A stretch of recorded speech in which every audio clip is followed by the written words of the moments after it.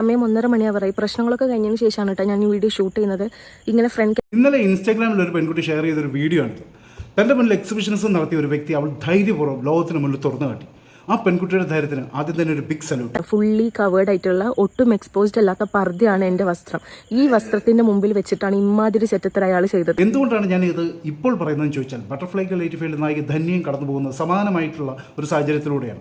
തെളിവില്ലാത്തതാണല്ലോ പ്രശ്നം. അതുകൊണ്ട് തെളിവോടുകൂടി തന്നെ ഈ വീഡിയോ ചെയ്യുന്നുണ്ട്. നിങ്ങൾ ആദ്യം വീഡിയോ കാണും. വർഷങ്ങളായിട്ട് തന്നെ വേട്ടയാടുന്ന ഒരു ബാലികര ട്രോമയിൽ നിന്ന് പുറത്തു കിടക്കാൻ ശ്രമിക്കുന്ന ധന്യയ്ക്ക് മുന്നിലും ഇത്തരമൊരു വൈകൃതം സിനിമയിൽ സംഭവിക്കുന്നുണ്ട്. പക്ഷെ അവിടെ ധന്യ പകച്ചു നിൽക്കുന്നില്ല.